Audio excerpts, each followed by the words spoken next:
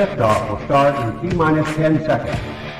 10, 9, 8, 7, 6, 5, 4, 3, 2, 1. We have ignition. It's time! 17 seconds from Game 7 or from championship number 6. Jordan open. Chicago with the lead. Harper got a piece of it. It comes off. The Chicago Bulls have won their 6th NBA championship. Tying run at second, 2 out. Palmero over the head of Jenks. Uribe charges close. Out! And the White Sox have won the World Series. To the far side around the 8-yard line to Hester. Under it and to the middle at the 15, to the 20, break 3, the 25, to the 30, to the outside. 40, midfield. 40, 30 in the coast. 20, 15, Hester 5. Oh! Touchdown!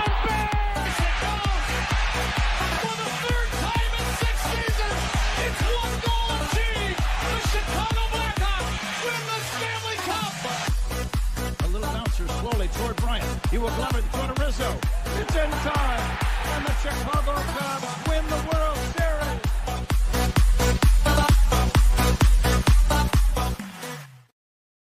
What up, what up, what up? Welcome to Shawn and Maya in the morning on this TGI Mickey Ficky Friday. It's the weekend, baby. And I'm your boy, the SuperBack, Shawn Sierra. Thanks for tuning in. If you're watching us on Facebook Live, well, then I guess you found us on Facebook. And if you're not following us on Facebook, what? Come on, go to Facebook, type in Sports Zone Chicago, click the like button, and now you're following Sports Zone Chicago. Simple. But wait, there's more. Go to the show's page, go to Shawn and Maya in the morning, like that page as well. So not only will you be following Sports Zone Chicago, but you'll be following Shawn and Maya in the morning as well. If you're watching us on our YouTube channel, excellent. If you're not subscribed to our YouTube channel, for real, come on, go to YouTube, type in Sports Zone Chicago, click the subscribe button, but also click the notification button. That's the little bell next to it. That'll let you know anytime a show from Sports Zone Chicago is going live. Get it? Got it? Good. Now, if you're watching this on our mobile app, please don't tell me you didn't know we had a mobile app. Come on, baby, get up. You got to keep up with the Joneses and them. All right, here, listen, go to where you get your apps from. It doesn't matter whether it's iTunes or Google Play or Amazon or Walmart or Kmart, 7-Eleven, Zayre, Zemsky, Macy, Montgomery Ward, Woolworth, Weebolts, Goldblatt's. It doesn't matter. You go there, you type in Sports Zone Chicago, you download it. Take us with you on the go. So not only do you get Shawn and Maya in the morning 3 days a week, and not only do you get our other live shows throughout the week, not only are they archived there like they are on Facebook and YouTube, but I'll tell you what, we give you a slew, and I mean a slew of articles thanks to my man Clarence Council III. Pick up to Clarence for keeping you abreast of all articles Chicago sports related. Now, if you're watching this on Roku channel, I like that kind of party, baby. And if you don't know, you better ask somebody. Sports Zone Chicago, we have our own Roku channel. So if you have a Roku television in the house, do us this favor. Download Sports Zone Chicago's channel to your television. Put us there next to the big boys: Netflix, Hulu, Prime, HBO Max, Apple Plus, Disney Plus, Stars, Paramount Plus. Put us there so you can watch it on a big screen. Hell, we're on a big screen, right, Mickey? Now. You can also tweet the show. Tweet us at Sports Zone Shy. That's CHI at Sports Zone Shy. Now, if you want to follow me, just me personally online. Want to know what I did? Let me tell you what I did. I made it nice and easy for you folks. Nice and easy. One handle for Facebook, Twitter, Instagram, Snapchat, and TikTok. All one handle at the Shawn Sierra. Want to follow my lovely? Oh, yeah, I almost went there. Listen, we got a great show, but I need you to get interactive. So whatever platform you watch this on, whether it's Facebook, YouTube, or mobile app, leave a question or comment on that platform. It'll come up in the thread. We'll put it up on the screen. We'll incorporate it into the show. And that, my peoples, is what makes this the best morning Chicago sports talk show around. And that's you. So bring them all, baby. Questions, comments, smart-ass remarks, because ain't nobody scared over here. And like The Rock said, baby, don't sing it. Just bring it. Let's check the chat. The chat is jumping, and I like it. Black Diamond, check it in first and foremost. He's at the top of the morning like Buddy. I like Buddy, but as I said, it would behoove him to hire all-vet coaching staff. Yeah? Yes, it will. Yes, it will. I couldn't agree more. My man Armando Emeterio, Lara Jr., my man Junior's in the house. What's up, baby? Shorty's checking in. Say good morning. Black Diamond Armando. Good morning to me too, I guess, right? Sure. Great. Thanks, buddy. Appreciate you. Joseph Archer in the house. He said, what's up, everybody? Let's go Bears. FGB. Yes, fuck Green Bay. Bear down. I hear you, Papa. Patty Lara checking in. Says, happy Mickey Ficky TGI Friday. It is the weekend, baby. Yes, it is, Mama. Yes, it is. And I am fired up. But Shawn, I thought of your punk ass today when I had to do 75 fucking burpees this morning. 75. You said, Shawn says, the Mickey Ficky TGIF peeps. Yeah. Listen, I don't know a lot about a lot, but I do know this. More of the usual suspects will chime in as the show goes on. That, my peoples, I can promise you. Listen, we got a great show. At 10 o'clock, Lester Wiltfong Jr. is going to join us. Man, we got a lot to talk. Press conference for new Bears head coach Ben Johnson. He was made available to the press. He was introduced to the press on Wednesday. Great press conference. Great. And again, you don't win. Winning the press conference don't mean jack spit. It doesn't. But I'll tell you what, the way he spoke, the way he commanded the room, the aura that he had, I'll tell you what, he seems to be like he's ready to run this team. He seems like he's ready to be a head coach. His directed comments right at the players who were at the press conference. I liked it. Put them on notice. I like a lot that this guy had to say, and not what he had to say, but how he said it. That is more important. To me, that was the most important. Yeah, I had to do 75 burpees, bro. Yeah, forget you, Shawn. I saw the workout today. I was like,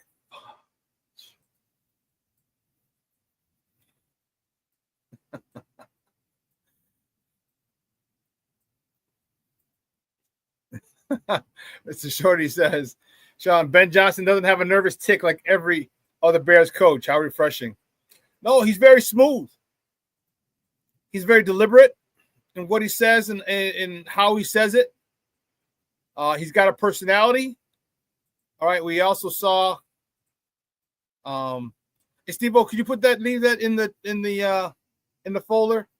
The one you had up for Wednesday when he was he walked into Hallis Hall and told everyone to get back to work and that whole thing. Could you put that back in the folder, please? I don't know if you took it out or not. I think you might have. Yeah, if you could just put that one back in there. Thank you, sir. But his personality, like he seems like a really cool, normal guy. He doesn't seem like a weirdo. Last couple of Bears coaches have been kind of There's something weird about him. Like Eberflus seemed a little too fake, a little too plastic for me. Very coachy, a lot of coach speak. And I get it. I understand. I'm a coach. I was a former, coach for a long time. So I get it. Nagy was another one who seemed just a little weird. But this guy seems like a normal dude. Okay? A normal dude who doesn't have a problem putting you on blast. And one of the things that I heard today, which I thought was phenomenal, is Mark Grody was talking about they had kind of like a little private session, just the staff, the beat and Ben Johnson. And he was saying how, so Grody was saying, big shout out to Mark Grody, who was on the score this morning. And he was saying how he kind of let his guard down. And one of the things that you like when people are real, okay?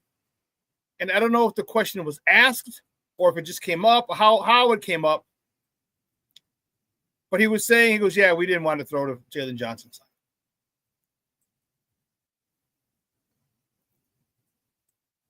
What coach tells you that?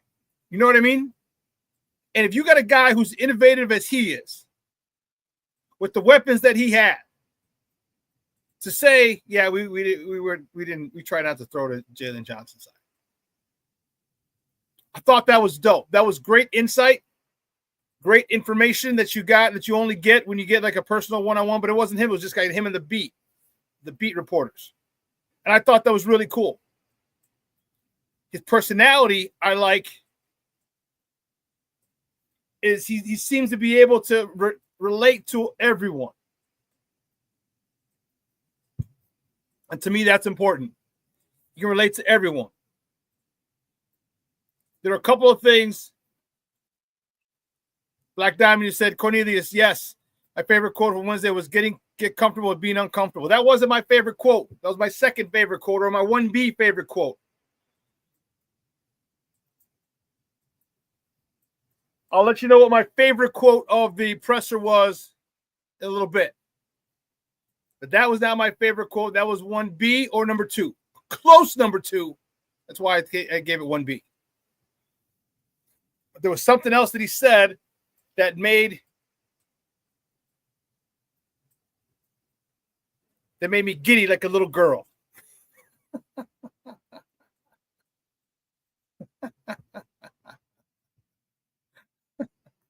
Something else he said that got me fired up and made me giddy like a little girl.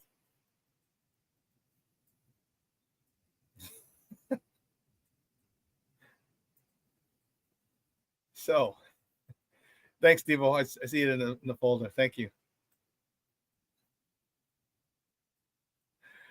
We're going to talk about that. We got a lot to talk about. Plus, we got some Bulls to talk about. The Bulls were in action last night. Late. They're on the West Coast. West Coast. Taking out the Golden State Warriors. The place of the 2025 NBA All-Star Game. And I would have loved to have been able to go to a Warriors game. But my guy, when I went there, he couldn't get tickets. So they were pricey too. But everything in San Francisco is pricey. Everything. So we just ended up going to Alcatraz that day. We went to Alcatraz on Saturday. We didn't go to the Bulls game on Friday like I was hoping we'd be able to, but we didn't do it.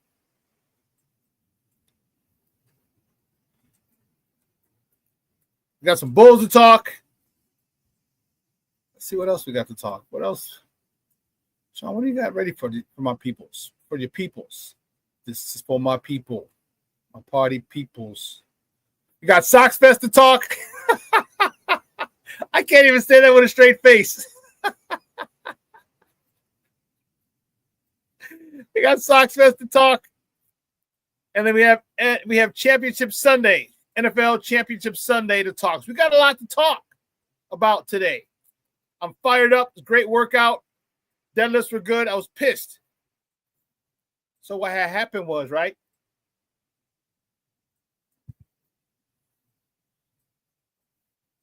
We didn't get enough time to warm up and stretch. I didn't stretch properly. So the prescribed weight was 315 for the deadlift. 5 deadlifts, 15 burpees. 5 rounds of that. And so I was like, yeah, I don't know if I'm ready. Again, I wasn't warmed up. I didn't do a good enough job of stretching. So I said, I'll just stop at 270. I'll just do 275 instead of 315. In the middle of round 2 of 275, I'm like, shit, I could have done 315. But I got a great workout. Didn't kill myself, which was great. So I'm fired up. And plus some of the quotes from the press conference yesterday got me fired up. Got me really fired up. I like a lot of the things that Ben Johnson said. We're going to talk about a lot of them. But listen, guys, you know how we do. The first segment of every show is called Top of the Morning. It won't come just when you want it.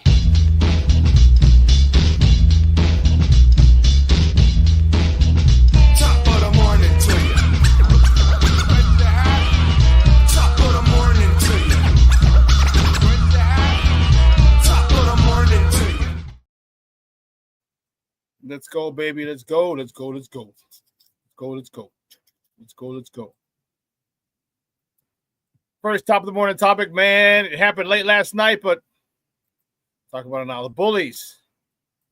Bulls got their asses handed to them. The Bulls fall to the Golden State Warriors. They came out to play. Bulls lose to the Golden State Warriors 131-106. Zach LaVine led the way with 24 points. Josh Giddey, 16 points, 11 rebounds. Ayo DeSumo contributed 13 points. Vooch was like non-existent yesterday. Like, what the hell's going on, dude? No idea what was going on with the Voochmeister yesterday. So the Bulls are off today. However, the next top of the morning topic, they host the Philadelphia 76ers tomorrow at the United Center. Tip-off is at 7 p.m. Central. You can catch that game on Chicago Sports Network or listen to it on their flagship station, 670 a.m. The Bulls got a quick turnaround. Well, they got a day off, and then they're right back at it tomorrow. And one thing I want to see them play well. I still want them to keep losing. I want them to keep that top 10 protected pick in a draft that's deep with players who are impactful. I need the Bulls to be able to have to retain their top 10 protected pick. That's in the San Antonio deal for DeMar DeRozan. Remember, if it's in the top 10, the Bulls keep that pick. If it falls outside of the top 10, San Antonio gets that pick. So we gotta continue losing. As soon as you trade Zach and Vooch, the happier Bulls nation will be. That's for sure. Just want to say what's up, King Booker World checking in. What's up, Papa? How are you? He says salute, chat. And Shawn, any new peoples? The Plankster is checking in. What's up, Papa? How are you? He says good morning, Shawn. Sports owners. Happy Friday. Bear down. Yes. Yes, sir, Bob, baby. All right. Keeping it up. The next top of the morning topic, the Blackhawks. The Blackhawks host the Tampa Bay Lightning tonight. At the United Center. Puck drop is at 7 p.m. You can catch that game on Chicago Sportsnet or listen to it on their flagship station, 7:20 a.m. Blackhawks are another team that is just kind of they're on a rudderless path. All right, they're wasting the talent of Connor Bedard. They've got an interim coach, and this is frustrating. It's frustrating. You got a generational talent, and you're not using it.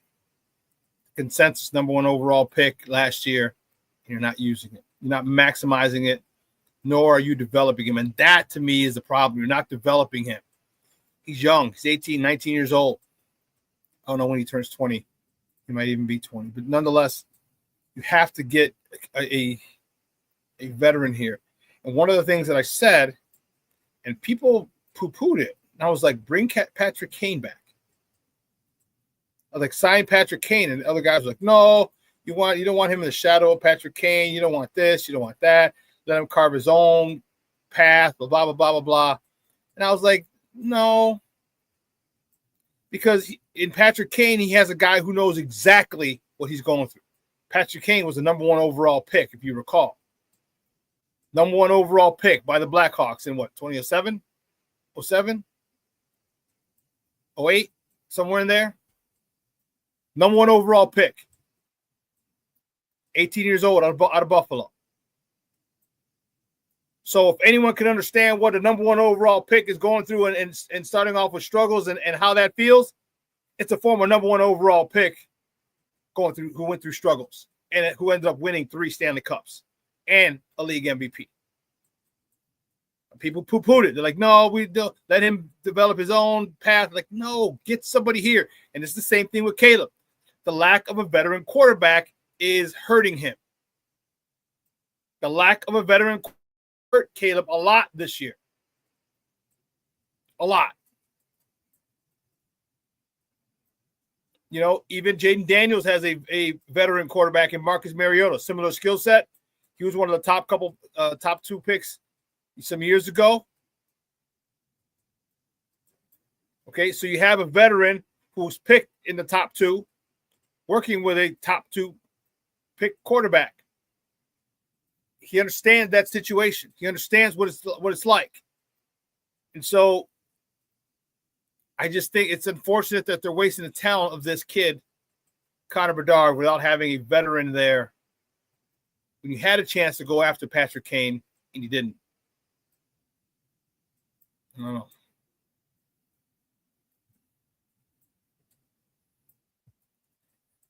Next top of the morning topic, the Cubs.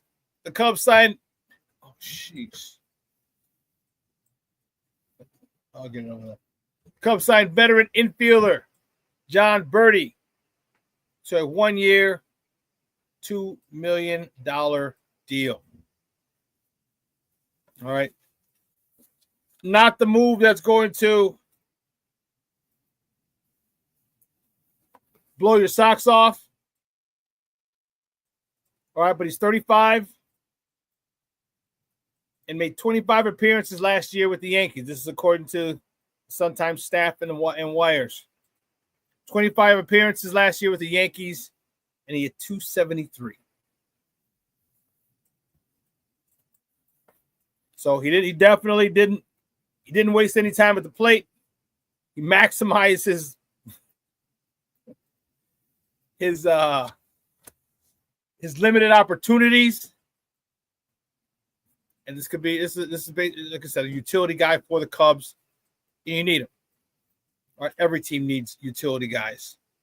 All right, someone gets hurt, someone needs a rest, someone's in a slump.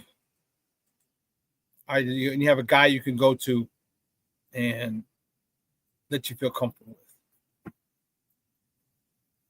You know, that's why baseball is a sport to get your son in. This guy's 35 years old and signed a $2 million deal.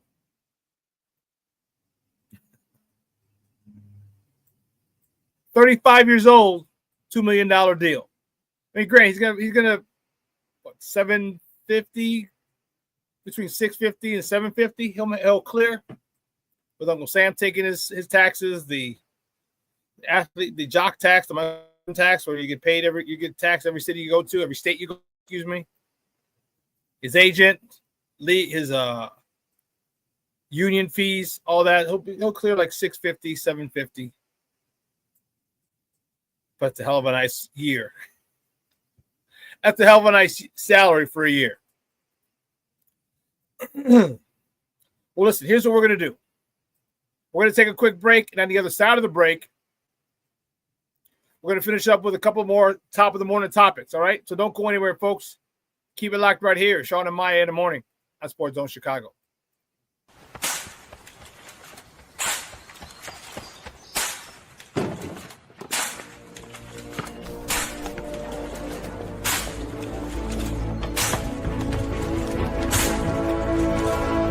Move it!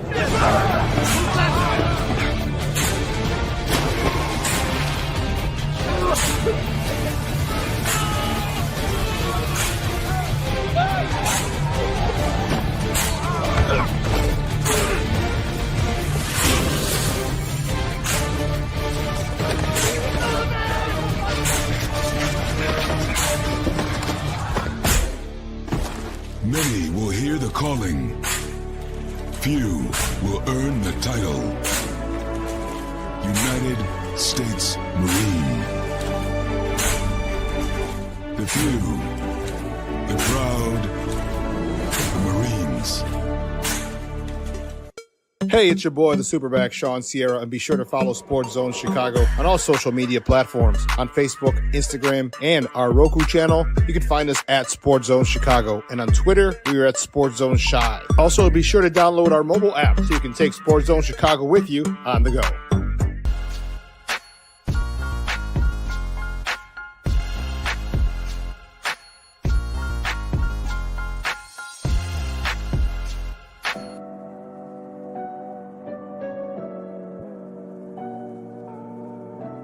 How do you take care of your mind health?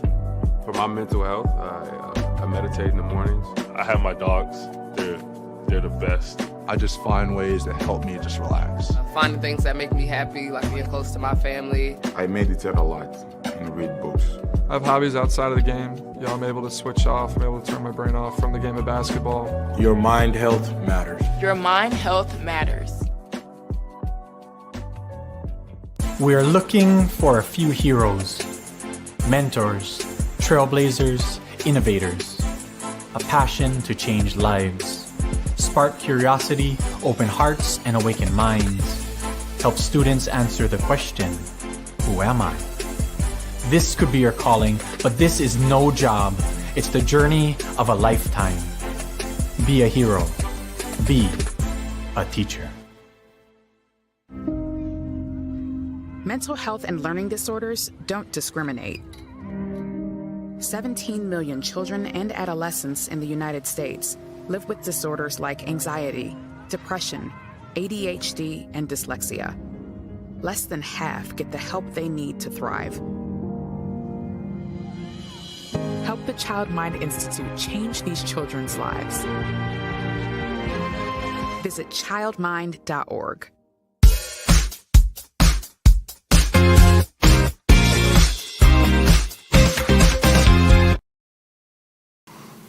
And Ryan, thank you so much for trusting and believing in me.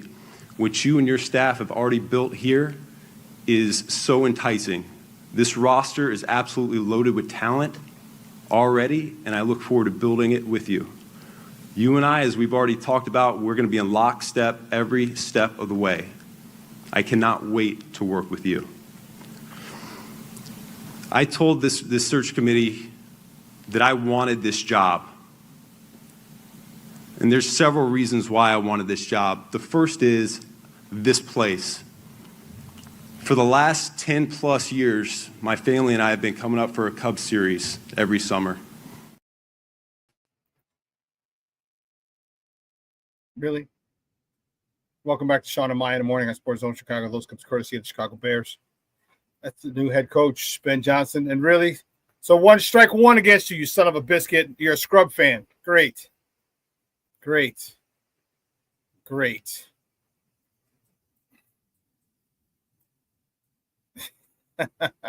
Plank said, I love when you like beating Matt LaFleur twice a year. Yeah. That was pretty wild.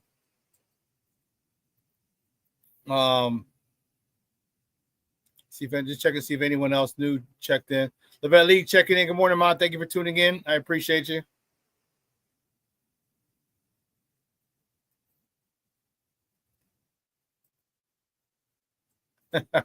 Black as Diamond don't hate. Cornelius, sorry. Hey, you watch your mouth, shorty. Sox Fest today. You had your little Cub convention. Now we got Sox Fest today. But one of the things he said there, he said a lot. And you know what? Well, let's go right into it. The next top of the morning topic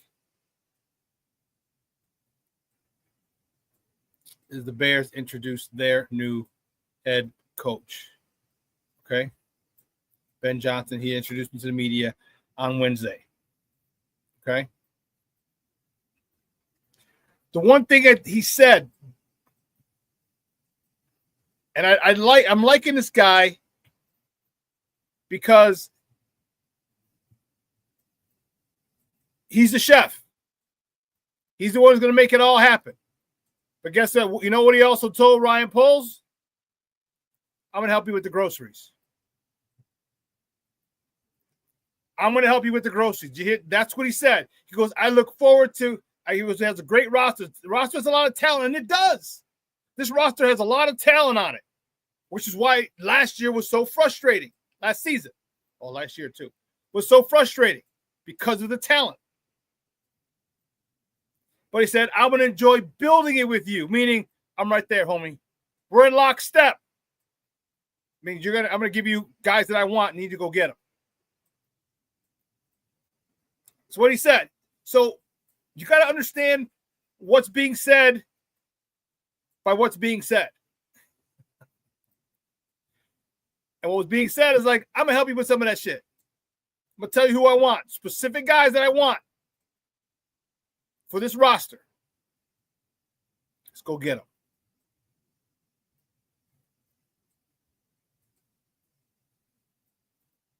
So Cornelius says, hiring Ben Johnson just feels right. It does.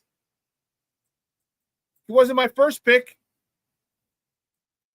Okay, but I'm good. I'm more than okay with it. Especially after watching and listening to him, I am more than okay with that pick. More than okay. Because to me, I need a guy that I know that can command a room. I need to know that a guy can be in charge. I need to know that a guy is ready.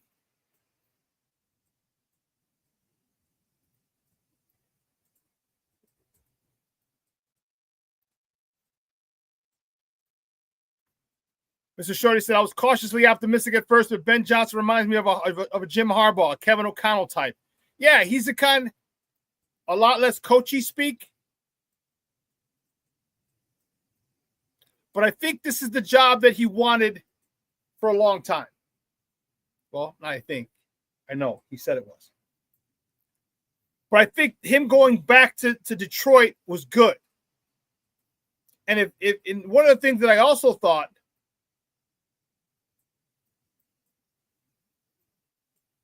was the reason he went back to Detroit was because they were keeping Eberflus. I think that's what it was. And he said, I wanted to come back and, get another shot at the title, whatever. But that might have been the issue. That's something that's a possibility. Like, all right, now Eberflus, like, all right, he'll be gone after this. I'll go back one more year. And if they don't do well, and trust me, he kept tabs on the Bears from afar. He can't, and the longer the losing streak, he's like, that gig is mine. That gig is mine.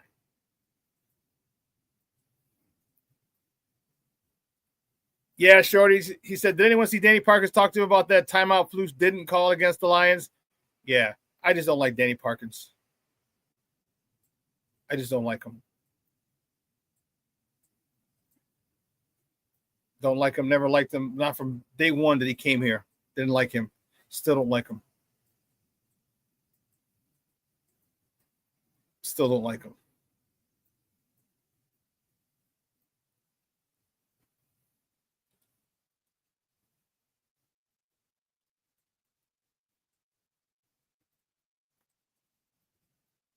King Booker World says, I'm driving, so I can't shout you out individually, but much love to everyone. Yeah, be safe while you're driving, Papa. Yeah, never been a big fan of Danny Parkins. Don't apologize for it. All right? That's a classic example of not what you know, but who you know. Very good, Cornelius. Him and Nick Wright. Nick Wright was over at Fox. Got the bosses to see him. Yeah. But anyway. There was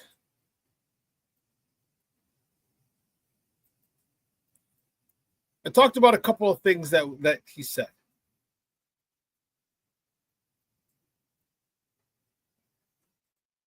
Oh, well, you know what? I did say we're going to finish up top of the morning topic. So, next top of the morning topic. Here you go, baby. The White Sox. The White Sox. Yes, my boys. The White Sox are hosting their Sox Fest today and tomorrow, this weekend, at the Ramova Theater, the first time in 5 years. Sox Fest is back. Here are some of the appearances. These are all going to be today as well. Harold Baines, the Hall of Famer. 2005 World Series champions pitchers Mark Burley, Jose Contreras, and Freddie Garcia. And then some of the current players are going to be there. Mike Tauchman, Gus Varland, Brooks Baldwin. I think they're going to have the top 6 prospects as well. at the Ramova Theater. Ah, shoot. I didn't grab it. Son of a biscuit. Over there. One of the things Chris Getz said was be patient with us. Why the fuck should we be patient with you? Why? Why should we be patient with this organization? When I heard that, I was livid. No, there's no patience with you at all. You fucked us over.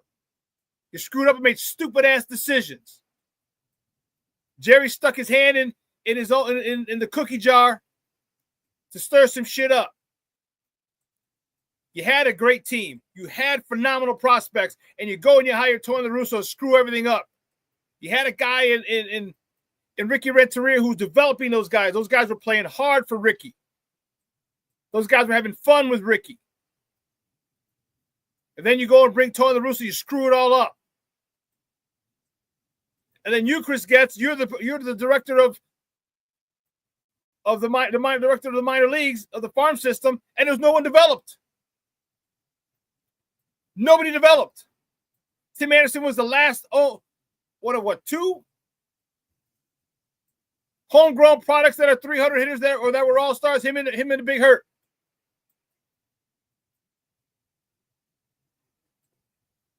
Two homegrown products that hit over 300. Come on, man.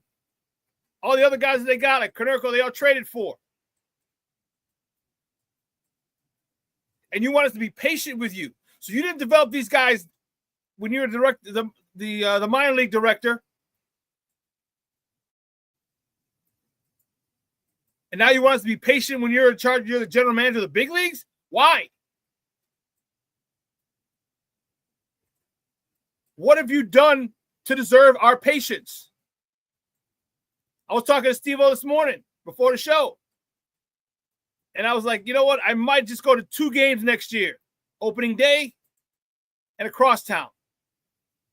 And the only reason I'm going is because there's a lot of people that I like that, I like to see and hang out with, and I usually don't see it until every summer. Life gets in the way. Your kids, you got a job, you got responsibilities, you got a whole bunch of other stuff. And you just can't, we're not hanging out.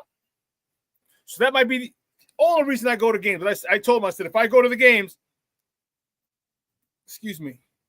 I'm damn sure sneaking in my plastic flask of vodka. Spend money on a Pepsi. I'm sorry, a Sprite. Mix it with my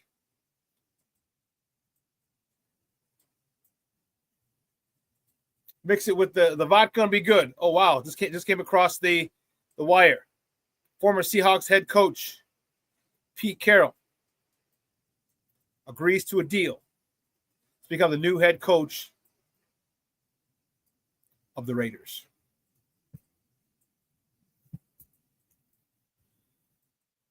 Pete Carroll to the Raiders. It just came across the wire. Man, Luis Mejia checking in. What's up, Papa? Rise and grind, baby. Brandon Schutz checking in. Good morning, Papa. No, it is a joke. Black Diamond, it is a joke what he did to the Bulls and the White Sox. It's a joke. They are jokes. He got jokes. He got 2 jokes, 2 big jokes. The Bulls and the White Sox. Yes, he does. Yeah, Luis, it just came across the wire right now. I know Luis is a big Raider fan. Bears and Raiders. Yeah. You're damn right, Papa. Mr. Shorty, I ain't paying $15 a beer. No way, Jose. And plus, beer activates my gout, so I don't drink beer anymore.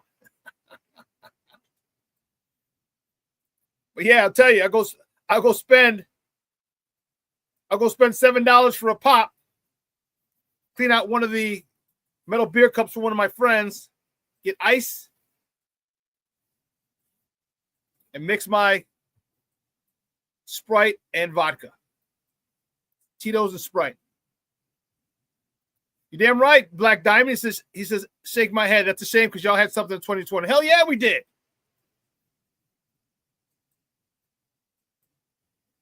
We had a squad. We had some of the top minor league players on our roster. Yo-Yo was a top minor league player at one point. Eloy came along, was even better. He wasn't ranked number 1. Then Lubob came along. He was even better than Eloy. And you still had Tim. And you had Vaughn. And you had his young pitching staff. And you pissed it away. You pissed it away. So why should we give you patience? It's an embarrassment that you're having it at the Ramova Theater. It's a theater.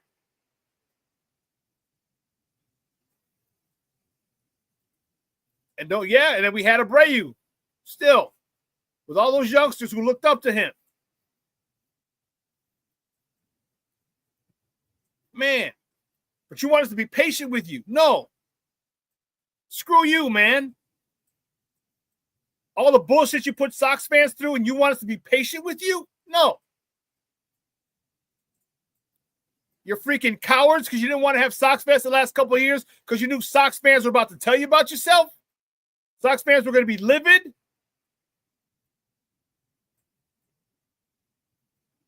They're gonna come at you. That's the only reason you didn't have Sox Fest the last 2 years. You didn't want to deal with the backlash. Why the hell you got Tony La Russa to screw everything up?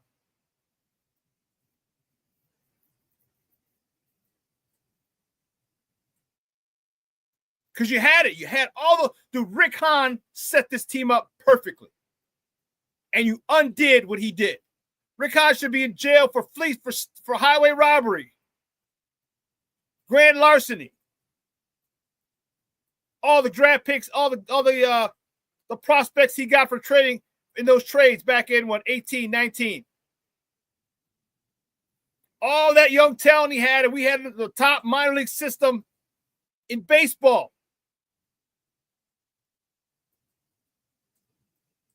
You screwed it up, but be patient. How about fuck you? Patience. No. I got no patience anymore. And you don't deserve our patience. See, now you got me fired up for this jamoke Chris Getz. Director of the minor leagues, you don't develop anybody. What the hell? The hell are you doing down there?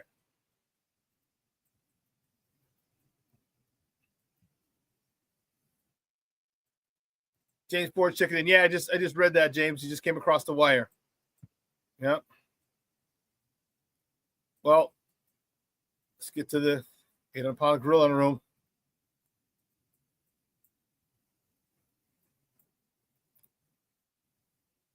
I feel like I said that already. I know I put this up already. Yeah. I'm glad they introduced him on Wednesday. This guy is, and I hope he gets a veteran staff. Dennis Allen's still on his radar as a defensive coordinator. I don't know. I hope he gets it. I don't know if he's coming here. Hank Fraley, the offensive line coach, is reported by Brad Biggs. He said it the other day on the radio that he's not coming. That would have been a coup. That would have been awesome.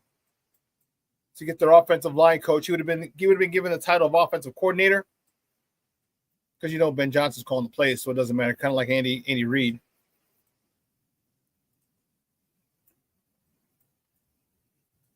But Hank Fraley would have been that would have been the icing on the cake.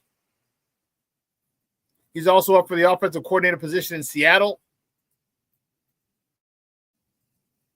So maybe there is a chance. Who knows? And here's the one thing. Even though it's reported by a very reliable source in Brad Biggs, shit changes. Things change in the NFL so fast. So fast.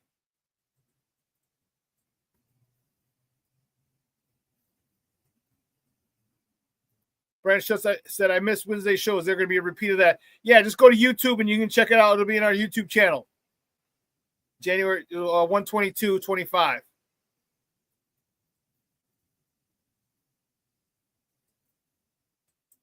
King Booker will say, pull over again to say, y'all notice how everybody was saying Johnson was a top choice for any team, but as soon as he's a Bear, they're going to fall. They're going to fail. BS starts Chicago bias. You know what? I thought a lot of people really were happy with it. I don't think a lot of people are saying they're going to fail. Saying he's going to fail. I didn't get that from a lot of people. I didn't get that. I think there are a lot of people who are very cynical, who didn't have a lot of shit to say. Except, you got the what? You got hit? Who? What? Really? Because that was the guy that many Bears fans wanted. That was the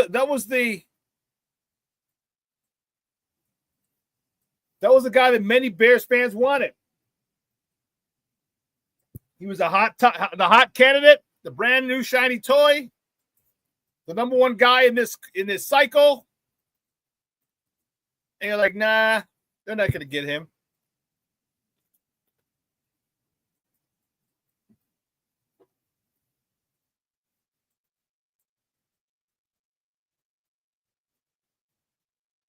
They got him. And they got him. That's the crazy part. That's what people are going crazy about. It's such an un-Chicago Bears move.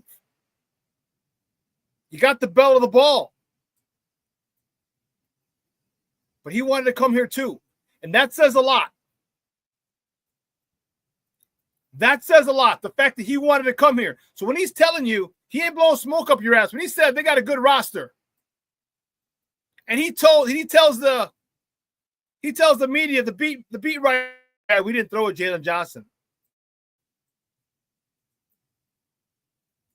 He had the number one offense, high-powered offense, and he doesn't throw to one side of the field because of who's over there? Come on, man. You don't think he likes the roster? You don't think they're going to get an edge to go opposite Montez Sweat? You don't think that?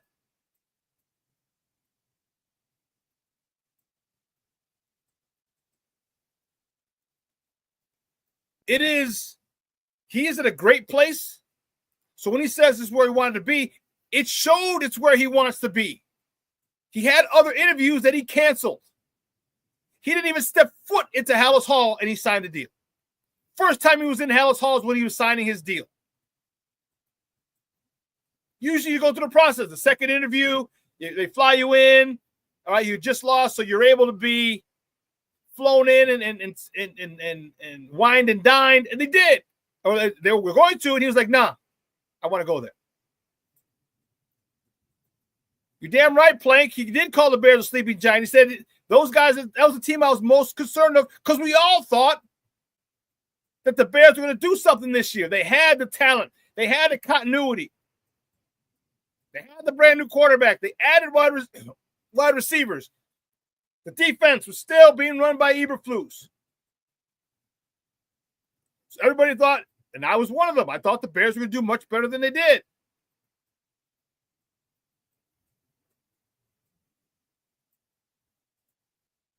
And they shit the bed. With all that talent over, and if he's as disciplined and holding his players accountable as he says he is, it's going to be a fun year. All of our teams got weaker.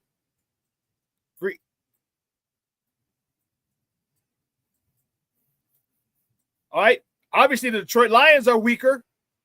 He's gone. Their offensive coordinator's gone. He's here. Their defensive coordinator's gone. Aaron Glenn is in with the Jets. They're probably going to lose their offensive line coach, either as the offensive coordinator in Seattle or here. Again, that could still come around. And I don't care what you play, but guess what? Coaching matters. A brilliant man said that one time. Coaching matters.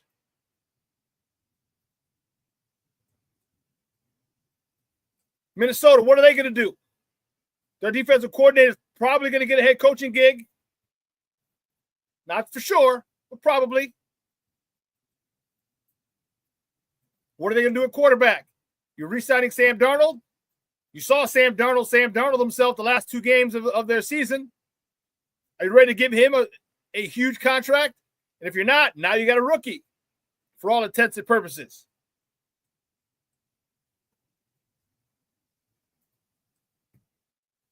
Green Bay, we beat them already. Green Bay lost to every NFC North team in Green Bay.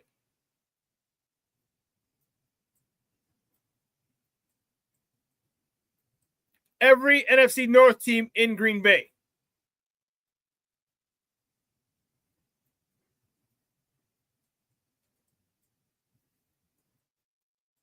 So, Brandon, you're asking who's going to win the Super Bowl? The Chiefs, or is it Washington Commanders, or Chiefs, or Cheese, or Eagles? I don't know who the Cheese is.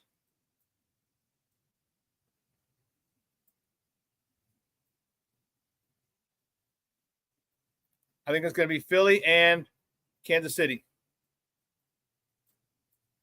That's what I think. That's what I think. I want Philly, but I'll tell you what, Philly better be ready. Philly better be ready, because Jaden Daniels and them boys in Washington, you can sit there and talk all the shit you want about Washington. They didn't get to the NFC Championship game by accident. It wasn't luck of the draw that they got to the NFC Championship game. That's not how it works. You got to play people and you got to beat people. They beat the number 1 team. What's Ric Flair's big saying? To be the man, you got to beat the man. Well, they beat the man in the NFC, the number 1 rated team in the NFC. They beat them in there on the road.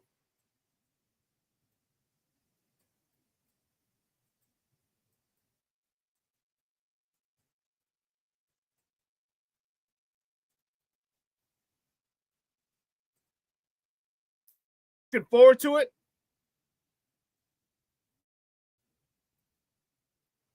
And coming out of break, we're going to take a break right now. We're going to welcome Lester Wiltfong on the other side. On the other side of the break,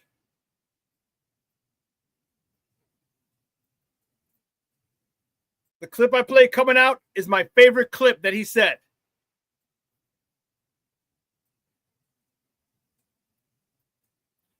Oh, Brandon, you said KC Commanders. Oh, who's going to play Kansas City is what you're saying. So you don't think the Bills are going to be able to beat them in KC, huh? I wouldn't be surprised. But Kansas City is on a mission. And they seem focused.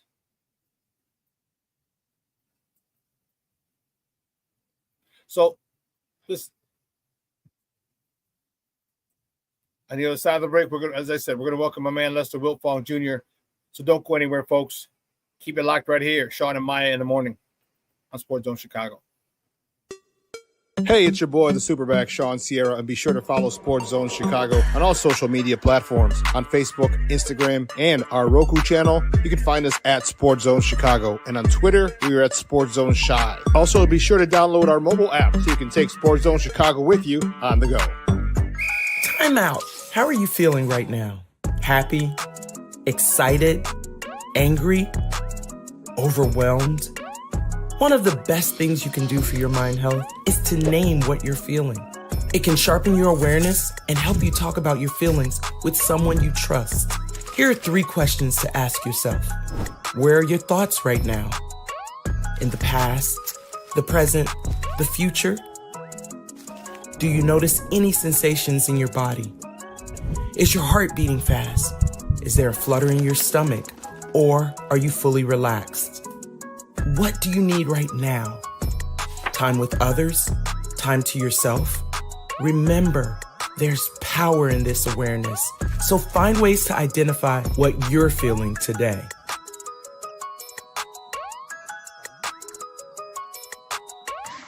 Hi, guys. Hey. Hi, Megan. Hey, Jessica. Megan, you're a tramp. Brian Fitch told me you guys made out. Everybody knows. He said your breath smells like garbage. And he almost puked. He says you're the most desperate girl he knows, besides your mom. How many boyfriends does she have anyway? Lots? Your makeup makes you look like a clown. That zit is huge, zit face. Ugly.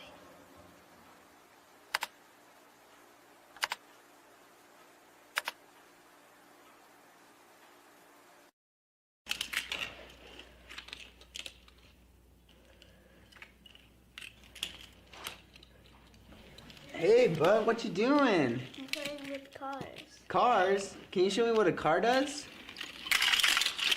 Whoa, whoa, whoa, whoa, whoa. Hold on a second. First of all, this is a school zone. So you need to put down your cell phone, stop texting, and let's get to driving. Now you're coming up to a stop sign, right? You need to slow down and stop before you hit that Y line. I want you to look left, right, left. You don't want to get hit by a car going on your left, and to your right to make sure you don't get sideswiped by a guy coming from your right. You're coming, and you see a crosswalk. You better slow your horses down, because the #1 rule of driving is always yield to pedestrians. Now stop, pull over, and you are done driving. Gosh, what do they teach you kids in school nowadays?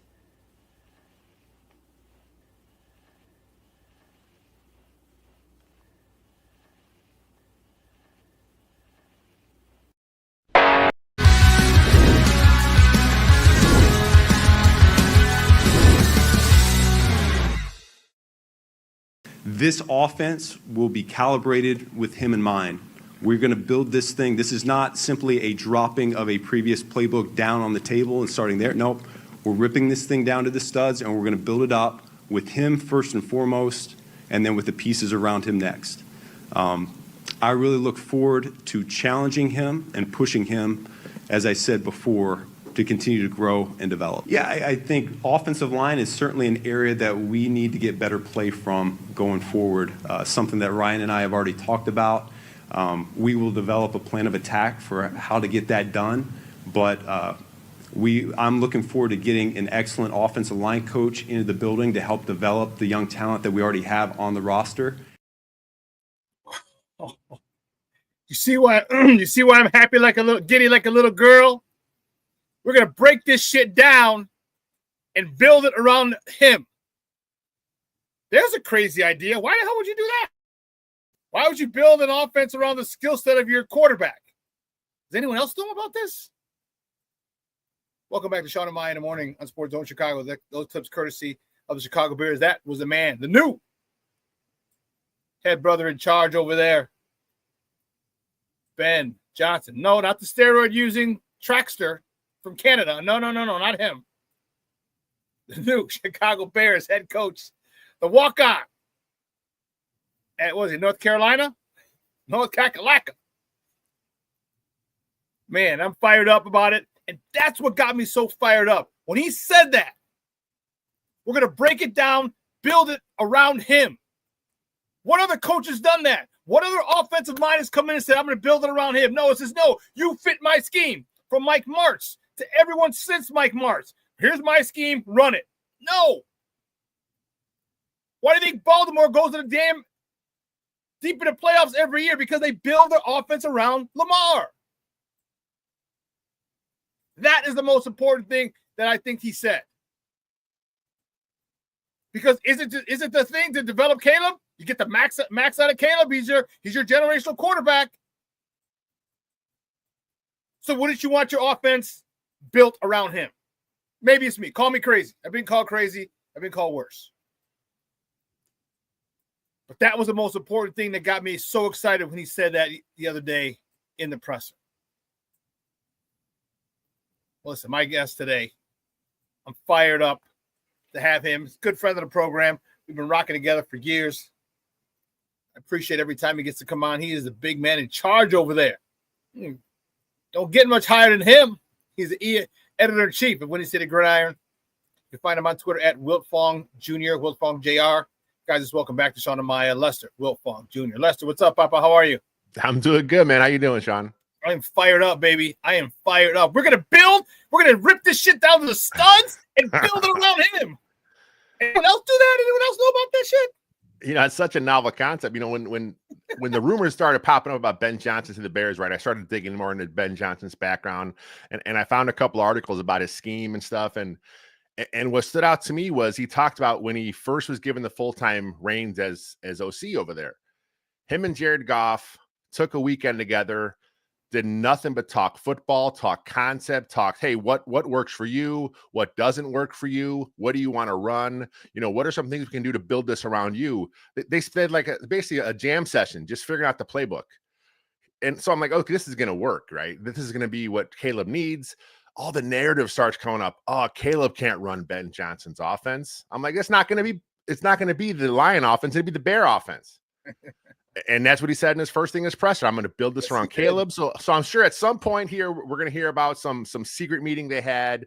They're going to go off to the Catskills or somewhere crazy. They're going off to the woods to go camping. Just going to sit down with some whiteboards and some iPads and go to work. And you know what? I would be so ecstatic if I heard that.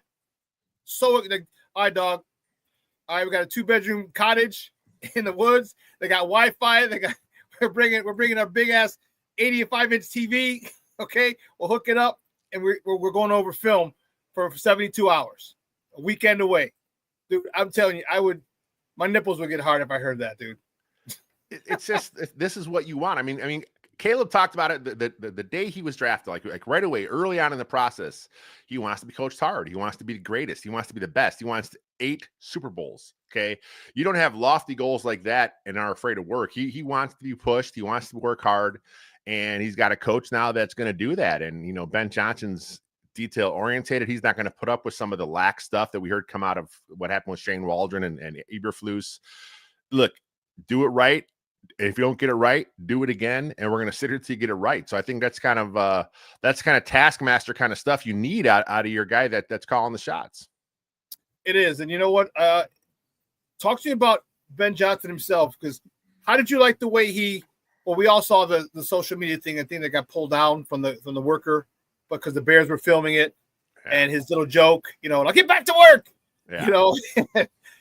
but how'd you like the way he addressed the staff, the office, Ellis Hall, and the players yesterday at the presser?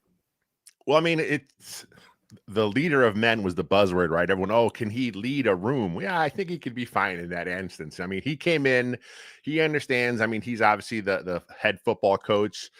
He understands everyone in House Hall works, for him, and he understands that from the equipment guys to the players. I mean, he addressed them all, and he wants to make sure that he gets out there and he talks to everyone. And, again, everything I've heard about him from the Lion side of things is that he's going to be just that kind of guy. I mean, he is an alpha dude. I mean, he is going to come in the whole leader. It's funny because the leader of men thing from fans, they look, oh, well, it's only the defensive guys that are like these fiery leader of men types. Anyone that runs offense, those guys are like nerds. So like they don't correlate those two things together. But here's Ben Johnson coming in.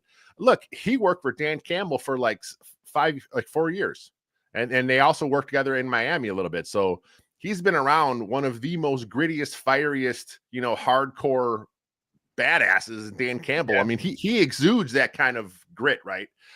Some of that has to rub off on Johnson. That's his mentor. They talk about it a lot. So I had no problems with Ben Johnson hire. I just know he's going to be the guy, and it just everything seems to be trending upwards for Bears fans right now, and it's really, really cool. It really is, and it's about time. We've gone through a dry spell, all right, of good football, all right, of playoff football. Once in the last 10 years, it was Trubisky, and then before that was Cutler. You know what I mean? Like we are the charter franchise. By the way, I love that hat that you're wearing. The one only the head coach wears. That's the B. Yeah. Yes, that's the only head coach wears that one on the sideline. I love it, and fans, of course, but only head coach. I think I'm excited, man. I really, really am, because how many times did we talk about with Nagy and Trubisky, Nagy and Fields, all right, in Waldron last year, but Luke Getsy and Fields, like, build the offense around your freaking quarterback. I build it around his skill set. And now you got a guy who literally came out and said, this is what we're going to do. No, not intimated, not hinted at. He said, we're building it around him. How excited do you think Caleb was to hear that, in his Matrix outfit yesterday? Yeah, for you, it looked Matrix. I looked more like Shaft. I'm like, that's a John Shaft. People said Shaft too, yeah.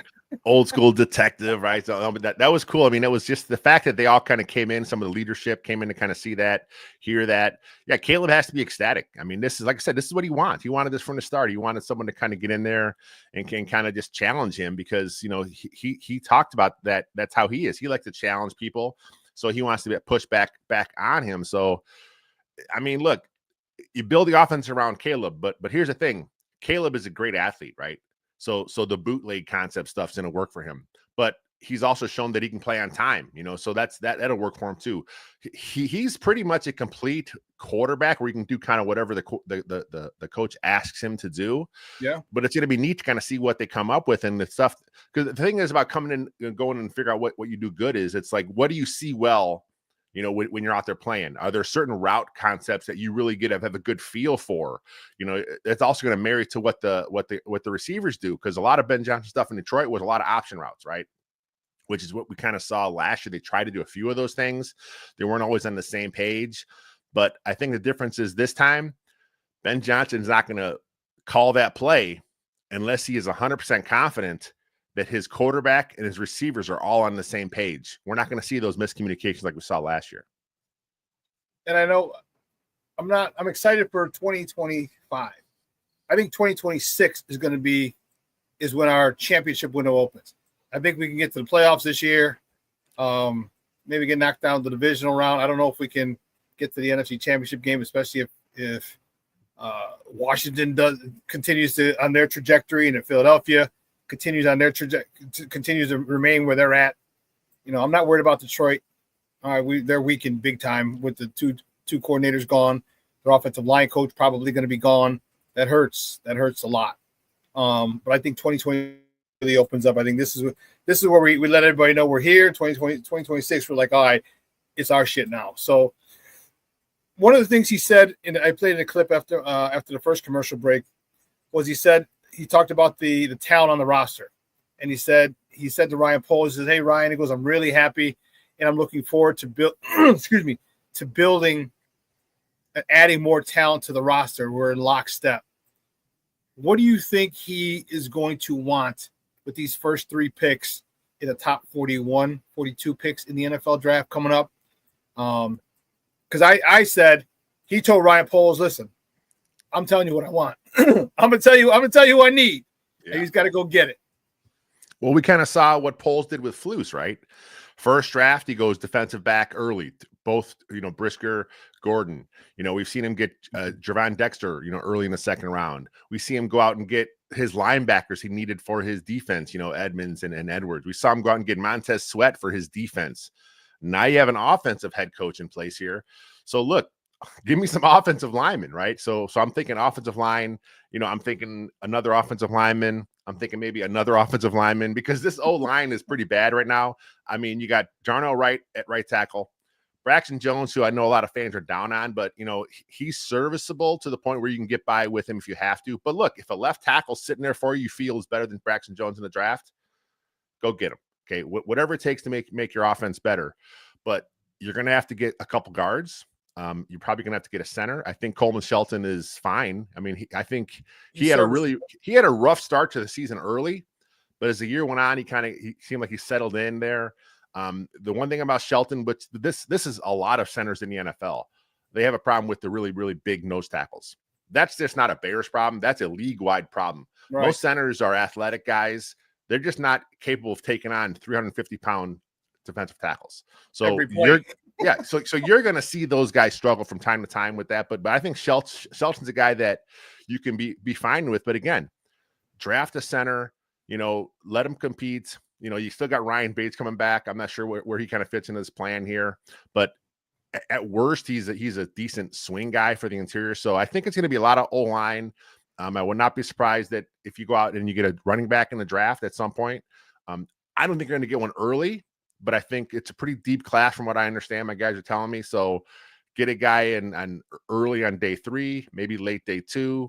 Let him come in and compete with DeAndre Swift and Roschon Johnson, because what we saw in Detroit is, you know, he'll use a committee back there. He'll use a couple guys in tandem. You know, he doesn't need a bell cow. He just wants a talented guys with varying skill sets. I agree. And guys, we're joined by Lester Wiltfong Jr., the editor-in-chief of Windy City Gridiron, talking Bears football here. Shawn and Maya in the morning. on Sports Zone Chicago. You know, I think that where am I at? My thought is this. People are in the comments. People are talking about what's his name, Trey Smith, Chiefs. Yeah, as the right get guard. It done. Get it. Yeah, get it done. Yeah, if they can do that, because I don't know if they're going to let him out. He might not leave the building. So I'll tell you what I've heard about that. I've been hearing for a while now that it's unlikely they'll re-sign him. I mean, look, everything's barring a salary cap shift. You know, maybe Right. Mahomes will change some money over. Maybe one of the other guys that are high paid will change some money over. But the way their cap is lined up, it looks like it's going to be hard to keep him. He's going to be probably the top paid guard in the league. I mean, that's probably the contract he's looking for. And the Chiefs just can't fit that in their cap the way it's currently constructed. But look, they can make a change. You know, we've seen teams do it before, fit guys in. You know, plus Right. it's the Chiefs, man. I mean, this is a team. If you're a football player, you want to play for the great Kansas City Chiefs from Mahomes. That's a great place to play. But money may talk, and you know, if he walks, I mean, that's the guy the Bears have to target from day one. Kind of like one of those old Lovie Smith waiting on Julius Pepper's doorstep at midnight, you know, to talk to him. It's got to be that kind of effort put out from the Bears for Trey Smith. And because him and Darnell Wright played together. Yeah, they cross paths a little bit in Tennessee, so that'd be a good guy there. Yeah, I would like that, and I would love, my first thing is, well, and also Cornelius Squalls asked the question. He goes, "Is there any tackle in this draft worthy of a first-round pick?" I don't know if that should be the question.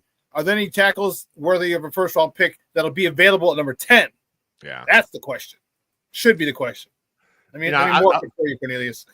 Yeah, I was talking to my guy Jacob about this, and because he's our draft expert, and the top, the top couple tackles, they may be projected to go play more guard. So we'll kind of see how the whole thing shakes out. Again, it all depends on what Ben Johnson wants out of his tackles. I mean, Penei Sewell doesn't have exceptional length at tackle for them. And he seems to be a pretty good damn football player. We've seen guys throughout the league that kind of don't meet those measurement thresholds as far as arm length and height and stuff, and they're pretty successful if they're put in the right scheme. So, look, like I said, I think obviously Wright is your guy at right tackle. And look, I still think there's enough there with Braxton Jones to kind of get by with him. But again, if you draft a guy like Will Campbell and you think he's a left tackle of the future, then you let him compete with Braxton and may the best man win. And you know, Braxton will have to figure something out there. But this O-line is a lot of free agents. They're all going to be leaving. There's some guys that really aren't very good. So you got to really rework this entire unit. What about the defensive side of the ball? Do you see them making any noise there? I mean, we have obviously Montez Sweat, who had a down year this year. You needed edge rusher opposite him. You got Austin Booker. Austin Booker, yeah. Get out of Kansas. He showed a lot of heart. I didn't see as much production out of him as I would have liked, but again, he's a rookie, so I got to give him some leeway.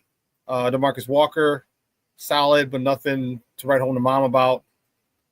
I'm thinking, and then Gervon Dexter.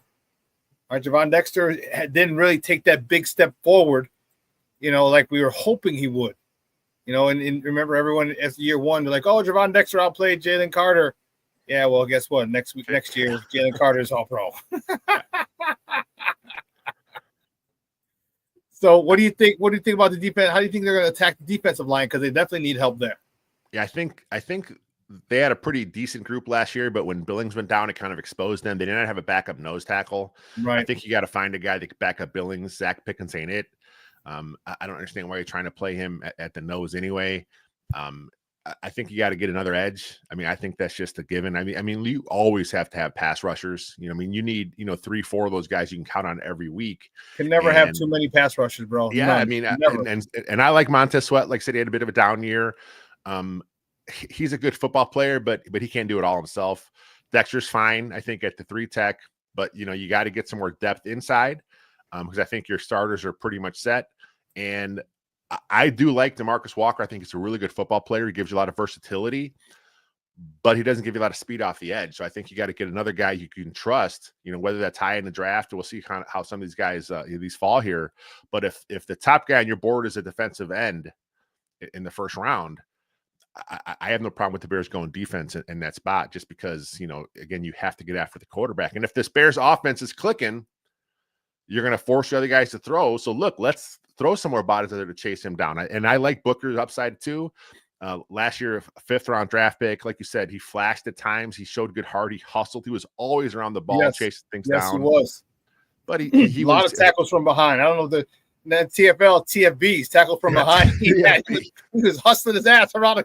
I'm like, I like this kid. I like the desire that he had. But think about it. He's a very young player. He was a redshirt sophomore when they drafted him, so he's still kind of young. He's still kind of thin for his frame. I think he's 6'4", 6'5". He'll grow into his body a bit. Now he's got a whole year in the NFL. He'll spend a whole year in the NFL weight room, and I think he's going to come back next year with more moves. I think last year he relied too much on his long arm, which what he did in Kansas all the time. Again, you got to learn stuff. But again, we're talking about a redshirt sophomore playing in the first year in the NFL. It'll take him a little time to kind of catch up to what he needs to do. How do you see the secondary? Jaquan Brisker still, we still don't know what it is or what his situation is going to be. I know they said, he's going to be ready. Okay, cool. But he's one freaking hard hit away from being a freaking Tua. You know what I mean? And, how do you look at the secondary? Jalen Johnson, and then what do you do with Tyreek Stevenson? Do you still want him on the other side? What about Terrell Smith? He's chomping, trying to get on the field. What about the secondary? How do you see the secondary moving in this offseason? Yeah, I think Brisker's the big piece there, because again, when he went out, the Bears defense kind of fell off a tiny bit there, because he just gives you so much. I mean, look, a lot of fans are annoyed by him and some of the antics, but that's what defensive backs do. I mean, if you're out there talking trash, you're getting under the other team's skin. We kind of saw with Tyree Stevenson. I think Stevenson, his starting spot may be in jeopardy. I think Terrell Smith has a chance there. But again, Stevenson coming out of Miami, a lot of talent. He had a really good rookie year. He did kind of fall off, so I'm sure the new coaching staff will kind of go to the tape and say, look, why did Stevenson go from showing all this promise as a rookie to kind of going down, as a second-year pro? Maybe it's an attitude related. Maybe he just didn't put the work in like they thought. And like we heard that Fluce's staff were kind of lax in some of the details. So maybe they just kind of let things kind of get out of hand with Stevenson, and they just couldn't rein him in. We saw the stuff in Washington with, talking to the fans, just, he wasn't focused. And Ben Johnson made a point in the press conference. I forget who asked the question, but he said that, repeat offenders will be made an example of. So I think that with a guy like Stevenson, clean slate, come in, work hard, and if he does that, I think he'll be fine. But Ben Johnson ain't going to play. I like. There's so many different things that he said in the press conference that I liked. He touched on so many things, and to me, the biggest one, like I said, was the fact that we're building this offense around Caleb, and that was huge. But the other things he said were important as well. The repeat offenders, like there's no bullshit no more. All right, there's no bullshit going to be happening. If we take him at his word, there's no bullshit that's going to be happening. And I can't tell you how happy I am, because, I don't know the coaches you played under in your career, but I played under coaches who didn't put up a bullshit. All right. And I've been on very successful teams, and in my coaching style, like I didn't either. And we had some successful teams. And I think that's a way to make your team. One of the ways that's necessary to be successful is not to put up with a lot of BS. All right. Things got to be done a certain way. And if it's not, get someone in here who's gonna fall in line. Yeah. And I think Tariq Stevenson is a phenomenal talent. I just think he needs someone to. Ben Johnson might be the dude he needs. Yeah. I mean, we'll kind of see. We'll see what happens at defensive coordinator. I know there's a lot of guys in the mix here, but whoever comes in at DC is going to have a big say in this as well. I know that Dennis Allen's name popped up early in the process. I think he'd be a great guy to come in because he's had a lot of success as a coordinator. His head coach runs have not been the best, but as a defense coordinator, he's had some top 10 defenses throughout his career. Yep. It's a 40 front, so you're not going to have to do anything too much with personnel. And again, he's a no nonsense kind of guy that kind of has done the head coach job before. So it's a guy that Ben Johnson kind of lean on to when he has to. But back to your point about Caleb and wanting to get coach hard and stuff, Caleb's the guy, right? So everyone on the team knows Caleb's the guy. He's the face of the franchise. If you're coaching him hard and all the players see, hey man, he's look what he's saying to Caleb. Look how he's on Caleb's ass all the time. Okay, that resonates with the whole rest of the players. Like, look, if Caleb's getting shit like this, then we got to step up our game because we got to be on the same detailed path as he is. Yeah, and that's exactly what it is. When you're a new coach, you definitely got to find who the alpha dog is, who's the leader, all right, and show the rest of the team that your leader, the best player, well, I'll say leader right now, is not above being corrected and reprimanded. And if it trickles down, trust me, you've been in a locker room, you played ball, you know how that we're not even, it happens once in practice, like, oh shit, okay, he's for real. How do you feel about the running back position? Do you think we said we're probably going to get an upgrade in the offensive line, which I drastically hope. But then what about the running back position? Are you cool with DeAndre Swift? Do you think they get a nice little running back? Because there's tons of running backs this year in the draft. Tons that are really, like last year was the edge draft. There were tons of edge rushers coming out. This year is a running back draft. They got tons of running backs. You think they go with a running back, and what type of running back do you see them go with? Yeah, I think they're going to roll with Swift one more year. I know a lot of fans immediately thought, oh my God, Ben Johnson had him traded in Detroit. He's going to trade him again. But if you look at the contract, it doesn't really benefit them Bears much to cut him. If a trade materializes, that's fine. But, nobody's trading for running backs, this day and age, unless it's like they're younger in their career. The Bengals. Yeah, I mean, so it just doesn't happen very often. And I don't see him cutting them. Look, DeAndre Swift, to me, he's fine if you know how to use him. And Ben Johnson had used him. I mean, he was pretty productive when he was there in Detroit. He was going into the last year of his contract. The Lions saw a chance to upgrade. They flipped him for a draft pick, and they drafted, obviously, a really talented running back there to kind of replace him. So I think they'll roll with Swift, and I think they're going to draft a guy. I'm not sure about Roschon Johnson. I know a lot of fans think he's that big bruising type, but I just haven't seen enough from him. Part of it is the concussions. He hasn't been on the field very often. I think he's a good all-around back, but he does nothing really special for you. I know he was kind of thrust into the short yardage role, and he was fine there, but I want to see more out of Roschon. I mean, he's not David Montgomery. I know a lot of fans want to try and find someone on the offense now to kind of compare to what Ben Johnson had in Detroit. So I would not be surprised to see the Bears bring in a couple running backs, let them all compete. If Roschon Johnson is your RB4 special teams guy, so be it. I think DeAndre Swift's going to be kind of a third down guy, and I think you may find a new couple top dogs there if that's how the draft plays out. Plus, free agency, who knows? I mean, there's always guys looking for work. Maybe Ben Johnson sees a guy out there that he feels fits his style well.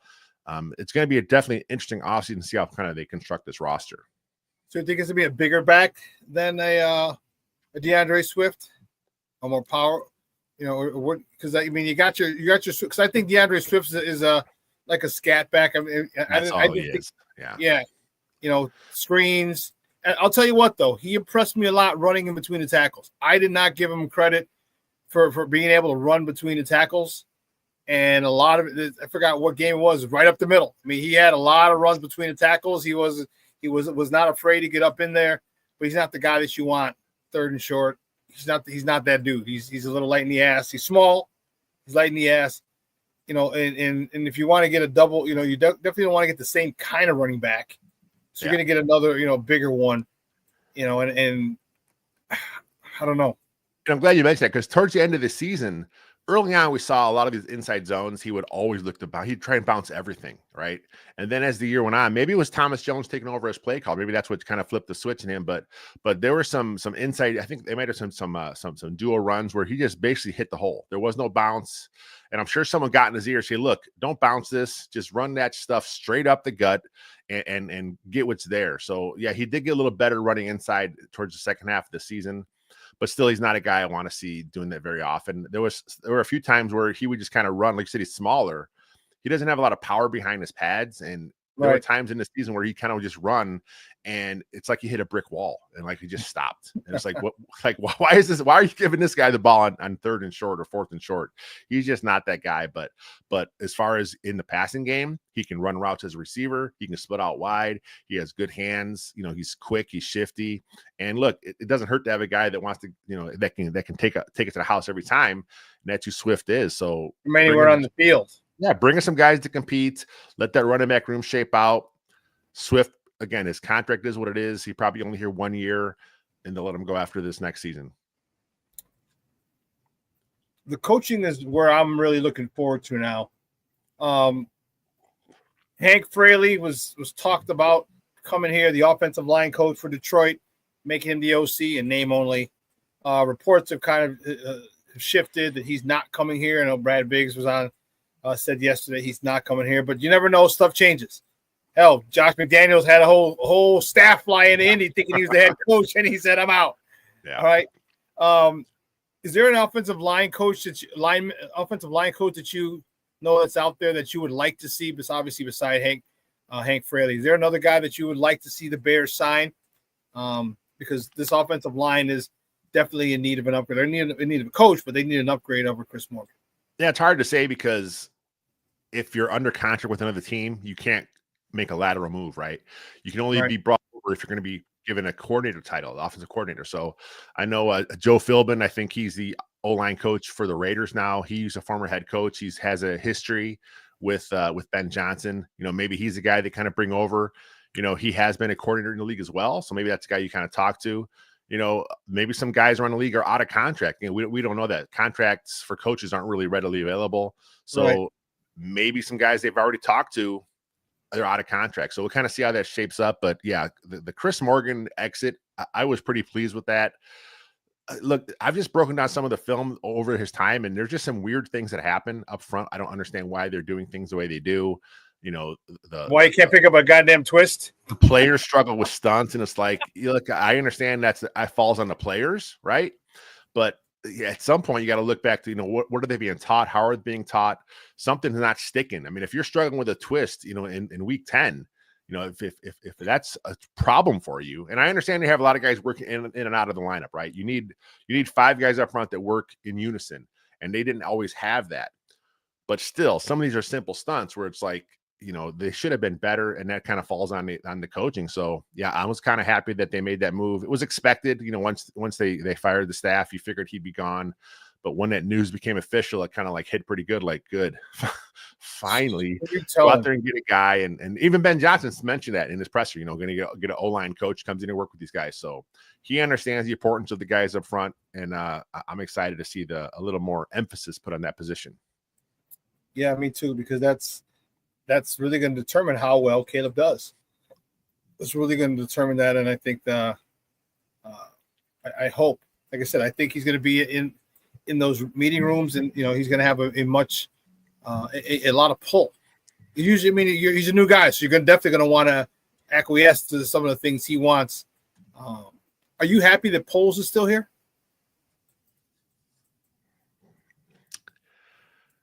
I'm fine with it. You know, I kind of, yeah, I had to think about it. Look, I mean, I would have been fine if he was gone. I thought that there was enough negatives where you can make a good case. And then when it kind of leaked out that, you know, Ben Johnson wanted alignment, that's a big thing they were talking about. You know, that's kind of why the Raiders did what they did, right? Because they wanted to make sure they were giving everything in place for Ben Johnson and the GM to kind of be on the same page, lockstep. But whatever was done behind the scenes, maybe he had his contract extended. Maybe he just sold Ben Johnson on the vision that he had when they had their meetings, because that's what they talked about in the press conferences, that they're right there, man. They're going to work in unison. They're going to work hand in hand. They're going to get the right guys in. And again, you look back on some of the misses that Poles had. How many of these misses were guys that he went out and got because of Eberflus demanded, "Hey, man, I got to have a receiver. You got to get me a guy." And Poles kind of panicked. So I'm in kind of wait and see mode on Ryan Poles. You know, there were enough positives too, where like I said, you could have made the case either way, right?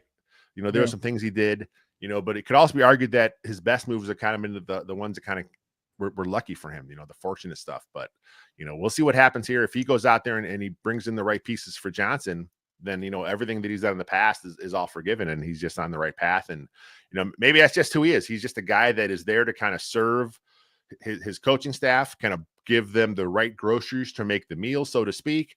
And if that's what he's there doing, then let's see what happens with him and Johnson. Yeah, I wanted him gone, but you know, maybe it's a situation where a guy is literally teetering on the point of of being fired, and then has to come back. You know, and it comes back and makes a lot of good moves. Obviously, this move was the first one. But how much more do you think it was Ben Johnson wanting to be here than Ryan Poles actually wooing him? Because he had some other interviews later in the week, and obviously, you don't if you doing your due diligence, you go to all of those. Yeah. But if this is something you want, when that girl, when that girl calls you up that you've been dating and she becomes available, all them other girls are cut off, and he cut all them girls off. He called the Raiders off. He called everybody else off. He's like, and he didn't even come to House Hall. That's the crazy thing. Yeah. He didn't even come to House Hall. So how much more is it of Ben Johnson wanting to be here as opposed to Ryan? So is this another one of those things, those lucky things that you talked about? Yeah, I think a lot of luck played in here. The whole thing with Jacksonville, that was talked about as the big suitor, besides the Bears, was Jacksonville. Because if you look at the it's a quarterback league. Ben Johnson talks about it. It's a quarterback-driven league. You have to have that guy. He believes in Caleb. He thinks that's the guy. Jacksonville has Trevor Lawrence, who has been a pretty good quarterback in this league. The other candidates were after him. They don't have a quarterback, so that never was really in the cards. But Jacksonville's a mess, man. I mean, that organization, they kept Balky too long at GM. Shad Khan, his ownership, is kind of all over the place. So I think everything kind of worked correctly for the Bears here. And look, he took those interviews. He met with all those teams. But he told the Bears, that's what he said. This is where I want to be, So then the Bears kind of made their pitch. He liked what he had to say. He must have liked it a lot because he didn't bother with the second meeting, like you said. No in-person necessary. Oh man, we lost. That sucks. Let's move on. And then the news broke that he was coming to the Bears. It's funny because I had just recorded the podcast that morning, because I was off on Monday. We just did a show. We wrapped the show up, and then 20 minutes later, the news breaks. Like, oh my God, we got to do another show. So it was just, it came out of nowhere. I don't think anyone expected him to be hired without a in-person interview. But this is the new Bears. This is Kevin Warren's new Bears, right? Well, dude, did you get out of my head, you psycho? Dude, how much did Kevin Warren have? Because they're paying this guy allegedly. It's not confirmed, but allegedly $13 million. How much of that is Kevin Warren saying, hey, it's the cost of doing business in this league? This is the guy you want? Cost of doing business. Yeah, I understand a lot of negativity about Kevin Warren. Some fans just don't like him. There's reasons, I don't get them all. I think he's doing what he has to do. He's making the best out of a certain situation he was putting with the stadium. But as far as, again, we're going back to Kevin Johnson's press conference. One of the first things he said, and when I heard this, I'm like, I was taken aback. He thanked George McCaskey for basically, I'm going to paraphrase. He thanked George McCaskey for getting out of the way and letting his guys get the job done. So he was basically thanking George for letting Kevin Warren and Ryan Poles do what must be done to get the best head coach candidate in the building. And, George, again, is this a new George McCaskey here? Maybe George is realizing, like, that was my hope when they hired Kevin Warren, that George would just like, look, I don't know football. I'm a fan. I know nothing. Kevin Warren, please run my franchise, make my family money, make my family successful. That's what I was hoping would happen. It took him a little while because there was still some talk about meddling the last couple of years, but maybe this is a new era in Bears fandom for us. And I hope so. And I am this is so un-Bears like, bro. Yeah. All right. They got the bell of the ball. It's crazy how everybody, this is the top candidate for many organizations, and the Bears got him. Lester, the Bears got the guy that they wanted. Oh, we got, you know what I mean? And again, maybe it was just more Ben wanting it here more than anywhere else. But man, dude, it was un-Bears like. That's the best way I can put it. Yeah. Very un-Bears like. And it's good to finally be wanted. It's good to finally have someone say, because he talked about the roster. And the roster, we got talent. We got talent, which is why we as fans were frustrated for the implosion that we had. So I don't know, man. Are you cool with him giving him allegedly $13 million? He's the seventh highest paid head coach without calling a play. Like you said, that's the cost of doing business. If you want the guy, you got to pay for the guy. And, if they feel he's the guy to take this team to the next level, you got to pony up. And that's what the Bears did. So kudos to them. Look, they're still paying Flus. They're still paying Waldron. There's a lot of coaching contract money out there where, these aren't. I mean, the Bears aren't going cheap here. I mean, they're paying a lot of coaches to not coach in Chicago right now. Like all those guys on the staff, and that's all pretty much a brand new offensive staff they brought in last year. They're all still getting paid, because it's so this is the Bears saying this is the cost of it, which is why another reason I think when it comes to free agency, I think the Bears right now are sitting, I think, 4th or 5th in most free agent money. There's a couple cuts they can make to kind of increase that money. They're gonna do what it takes to get the top guys in here. Money's not an object within the cap. I think they're gonna go out there and get the guys they need, and that's why I think that if Trey Smith hits the market, which it looks like he will, I do not see the Bears, not losing out on it. They're gonna make him the biggest paycheck possible. And if you're Trey Smith, you saw what the Lions have done the last few years. You understand what Brent Johnson brings to the table on offense, the creativity, the fun those guys have, the way those offensive players all love him. If you're Trey Smith and you get a chance to talk to Ben Johnson during the pitch, I can see him signing in Chicago. I could too, man. And putting him on the same side as Darnell Wright would be nasty. Nasty. What round do you think they go grab a center? Beside last year. Yeah, I mean they got a couple on the roster. I mean they got Stromberg, who a lot of fans think that he's the guy that kind of has a chance there. The Commanders drafted him a couple years ago, had a lot of knee issues. Then he kind of had a new coaching staff, kind of thought a favor, still in their practice squad. I think he'll be in the mix. If he's healthy, I think he'll be there. But I think you're going to get a center. You got to draft one. The way the centers fall in the draft is usually you can find luck in those 3rd, 4th round. Just get a guy that you trust. You can come in there, kind of compete. There is no top, center prospects that's going to push for first round this year, I don't believe.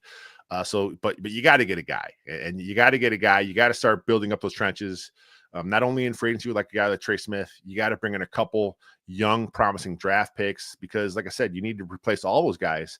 And then look, maybe Tevinjenkins comes back. I mean, I think it was polls mentioned they'll revisit that this offseason.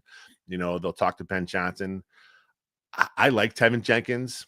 The health thing is a problem, but if there's a salary that can be worked out where it benefits both parties and there's not a huge deal on the table from some other team, which, I mean, can you see another team offering Jenkins huge money? Everyone knows his issues. It's injury. That's all it is. When he's healthy and on the field, he's fine. So unless some team comes in with a ridiculous offer, I think there's a slight chance that Tevinjenkins returns. I thought so too. I'm glad you said that. I thought so too because, but it only takes one. I'm like, there's no one's going to give him that money. But I'm like, but it only takes one. Yeah. You can only it could take one guy. And remember, he's got a baby girl now. So he's got a little kid. And, I hear, I ain't mad at you, Papa. If you leave, I ain't mad at you because the NFL stands for not for long. And you ain't going to be getting these paychecks for long. You know what I mean? Get that money. Yeah. So I ain't mad at you, Tevin. Hey, Lester, great stuff as always, man. Love talking Bears football with you. Do me a huge favor, though, before you go, let everybody know where they can find you and your work online. You can find my social stuff at Wiltfong Jr. Everything I write at Windy City Gridiron. Everything I do on podcast video is at Second City Gridiron. Dude, great stuff, buddy. Any big plans this weekend? Probably not. Oh, I'm going to go have some sushi tonight with the family. That's where we're going to go. There's a local place here in where I live that's it's a pretty good place. So you like sushi? You a sushi guy? I do like sushi. Okay. Nice. I love me some sushi. Yeah. That's it. Other than that, I'm going to watch some football and relax. Yeah. Sunday, it looks like I got to head down to my spot. I got to head down to my spot and output for both games. Yeah. I think I'm going to hit Restaurant Week tonight because Restaurant Week starts today in Chicago. Oh, okay. Nice. 2 weeks. You're going to go to a steakhouse today. $60. You can't beat it. 3-course meal. Yeah. So do that. So I got a couple of nice things planned for the weekend. Now I have a taste for steak, so we'll see what happens. Glad. I love it when a plan comes together. Yeah, that's right. Hey, great stuff, buddy. We'll be in touch soon, man. Thank you. Anytime, man. Take it easy. All righty. Guys, that's Lester Wiltfong Jr. from Windy City Gridiron talking Bears with your boy. Love talking football with him. Former offensive lineman. I think that's why we vibe together so well because he was an offensive lineman. I was a running back. That's how it works. He blocked. I ran. In my career, I was very fortunate to play behind a great offensive line most years, just about all years. My senior year in college was newer offensive line, newer system. But we need those guys. We need those guys. And listen, there's one thing I see. Listen, guys, it's at least I see your people are getting into it a little with Chris and everything, and I'm glad no one's been disrespectful. All right, you don't have to like Chris. That's cool. You know, no one has. Just make sure we stay above board, man. Let's not get crazy. Let's not get stupid. You know what I mean? Like, just you don't have to agree, and that's the great part about this. We don't have to agree. Okay. We can have two differing opinions and still be civil and respectful. You know, that was the whole thing about the Civil War with Justin. Like, too many people were disrespectful because of what they thought. You know, and then it's funny. One of the guys who started the Civil War tweeted, "Oh, why don't you hire Dan Orlovsky because he knows everything." I'm like, you never played football. How do you know anything? But you sit there and, you know, and it's,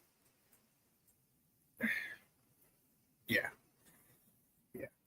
So just keep it respectful. Again, and Chris doesn't have to like Caleb Williams. He doesn't. All right, it's a free country. You know what I'm saying? It's a free country. You know how I felt about Justin, but I mean, I got to go with. I'm on Caleb. I'm on a Caleb bandwagon now. He's our quarterback. It doesn't mean I still don't wish Justin was here, but he's not. Okay, he's not. And so, you know, I'm a Bears fan first, and you know, which is why I wanted Pete Carroll. But now I think the more and more I hear Ben Johnson talk in that press conference, the more I'm like, okay, this definitely was. It might have been better than Pete Carroll. Might have been. All right, because depending on who Pete would have brought in as an OC, but I'm loving it. But you guys know exactly where I was in the Civil War. Okay. But I want the Bears to do well. All right, I want the Bears to do well, and I think this guy can unleash Caleb. All right, he also talked about Caleb. One of the things he mentioned, I think I showed it, where he talked about Caleb was, you know, used to push the ball down the field. All right, he played aggressive, and he wants to get back to that. So, look.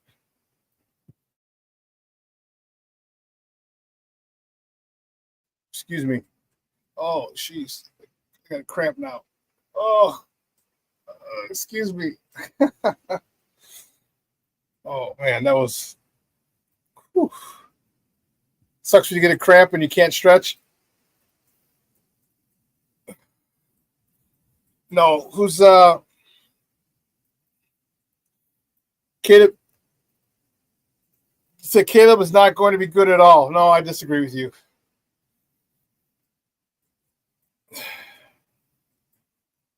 I disagree with you.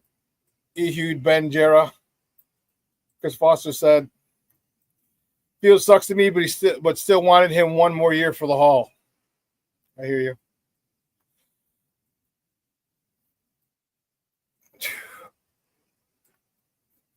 Well, listen. I think Caleb will improve. I think that's the crazy part. I think Caleb will, the fun part. Yeah, they did, Shawn. They did. Oh my God. And then we had massive sit-ups yesterday too. So it's I think Caleb's is definitely gonna get better. All right. I think that, you know, the concepts, and there's some things that, and here's where coaching matters, where you can't just, you have to get it in his head. Look, if after your second read or third read, throw the ball out of bounds. And hold him accountable to it. Hold him accountable to it. All right? Hold him accountable to it. And, you know, rip him in meetings. Rip him in meetings. You don't got to rip him in the press. Just rip him in meetings.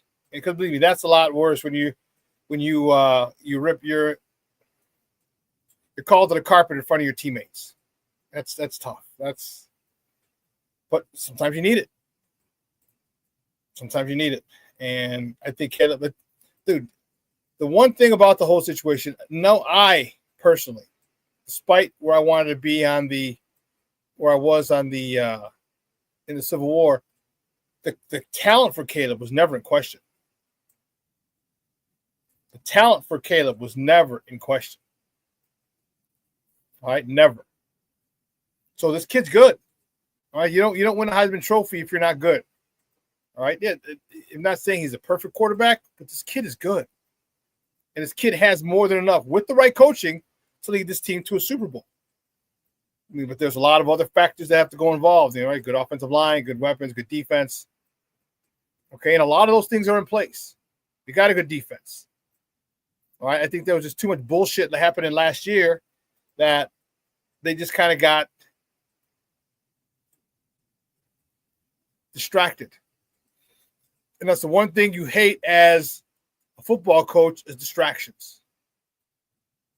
And I think that's what really happened. You know, the fact that they had no leadership as well. You know, like had it leaked out that someone got into a fight with or went up to Tyreek Stevenson and whooped his ass or started a fight with him or choked him or something, I would have been happy as a pig in slop. Because that's leadership. That's leadership. But it didn't happen. So, you know, I'm telling you, I think 2026, 2025 is going to be fun. Don't get me wrong. I'm not putting the cart before the horse, but I think 2026 is going to be the year that this really, really takes off. They'll be in the second year of the system and the new coaches and all the everything. And I think Caleb will be a lot more comfortable in the system. He'll have a lot more of a swag back. And I think he'll be able to will be Super Bowl contenders at that particular point. But I'm not looking past 2025. I'm looking forward to this. You know, one of the things I want to see this team run the ball a lot more. You know, you look at Philly. Philly runs the ball. You look at Baltimore. Baltimore runs the ball. I know Baltimore is not in the title game. But look at the Bills. The Bills run the ball. Hell, the Chiefs run the ball. Right? A lot of people run the ball. And I want us to be one of those teams that can wear you down with the run.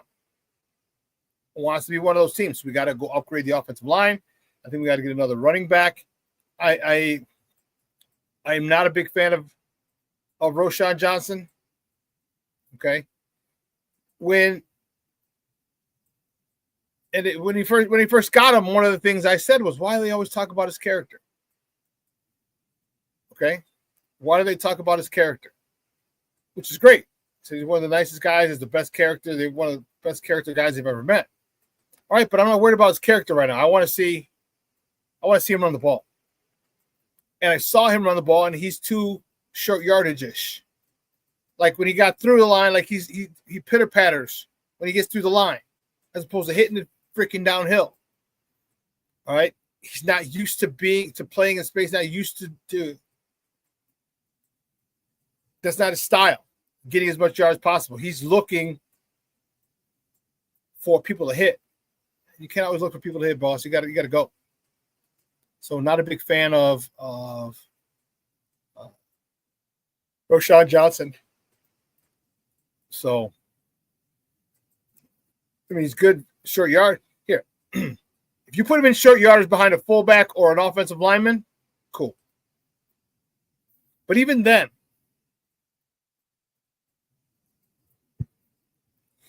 sometimes he picks his spots. He doesn't come downhill. And that's the thing that bugs me. I need him to come downhill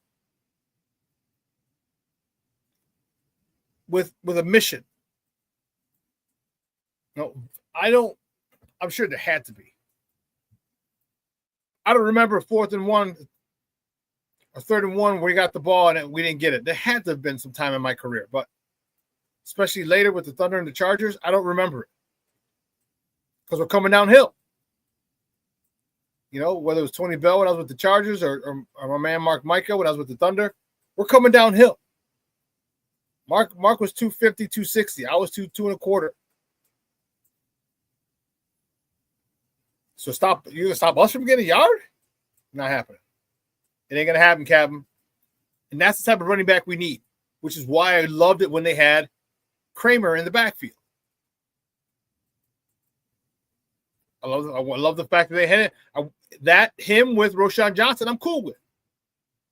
But we can get another running back who we're okay with on short yardage. Because there's not much else that he does that excites me. There's not much else. You know, if you're able to finally get a two-headed monster at the running back position, man. It doesn't have to be a Derrick Henry type. Although, don't get me wrong, I love it. Just a little bigger back. Give me a, 5'11", 6 feet, 200 pounds, 210. All right, who can make people miss. Not a shifty guy, but who can make people miss. So the next part of this is the fun part is to see and watch how they reconstruct this roster. Who they let walk in free agency, who they sign in free agency, who they draft in the draft. So we have that coming up for us. I think that's going to be a fun part of the offseason. Okay, it's going to be a fun part of the offseason, seeing who they get, what positions they get. Are they going to go for? Was it Trey? Who was the Trey guy from? Pissed me off. I can't remember it. I want to say Trey Styles, but it's not Trey Styles. I'm trying to look back in the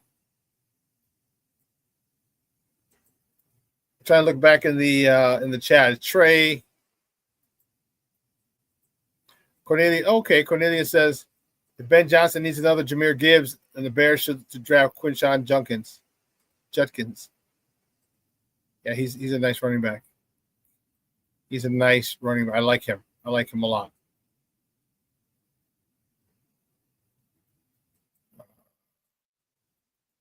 Someone probably helped me out, and I just didn't see it. And Mosh checking in. What's up, Papa? How are you? Thank you for tuning in.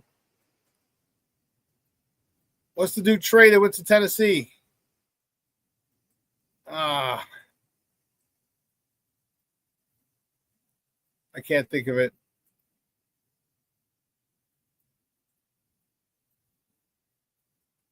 They're coming up here soon, I think, for Josh Johnson. Trey Smith, thank you. Trey Smith. Yeah, I was sorry you put it up there. I was already scrolling back up. Trey Smith, yeah. I'd love it. I'd love it. Because that shows me you're serious. All right, you missed two years of a class with good 2 years of classes that had good centers. You missed it. Now we got to find another one. All these things you should have been stockpiling offensive linemen. Should have been stockpiling. You should have said, "Hey, listen, we'll get a guard, we'll get a center in this year." Okay, I mean there were tons. They had Pritchard, all right, Jackson Powers Johnson, all right. You had what was the other one? Pritchard, Cedric Van Pran. There are about five centers came out last year. And there are a couple more, like 3 or 4 the year before. There are 8 centers in 2 years, and you didn't take one. You know, Pritchard is the one, isn't he the one who's doing well with Pittsburgh? You know what I mean? Like that's the reason I wanted Poles gone. You didn't give a shit about the offensive line. You wouldn't grab free agents. Get young studs in there, get them to play together, get them familiar with each other, let them grow together. And now you have a young offensive line. You have young offensive linemen who are developing chemistry with each other because they're going to be there together for a while. Man. Listen, 2 hours is come and gone. I want to thank my guest, Lester Wiltfong Jr., for coming on, talking Bears with me. Great stuff with Lester, as always. I'm really appreciative of his time. Some people have regular jobs. And before we go, let me let's take one more look at one of the other things he said in the press conference. I'm talking Ben Johnson. With that being said, I do have a message here for the players. Get comfortable being uncomfortable. The bar has been set higher than it's ever been set before. The only way for this team and for you as individual players to reach your potential is to be pushed and to be challenged. And that's exactly what I and my staff plan on doing.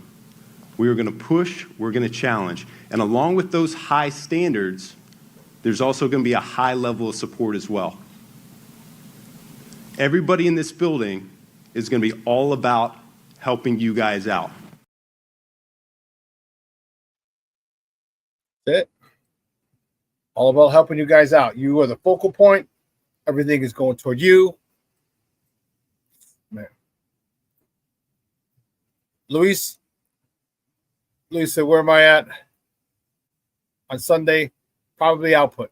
Most likely output. So, Cornelius says, everyone have a safe and warm weekend. Plank says, thank you, Shawn. Great show. Great weekend. Sports owners have a great weekend. Bear down. Chris says, left tackle late teens after trade back for extra second. Cy Smith, the left guard in free agency. Draft the center second. Worth one of those three. Okay. I like it. Chris, is a good show. Thank you, Papa. I appreciate it.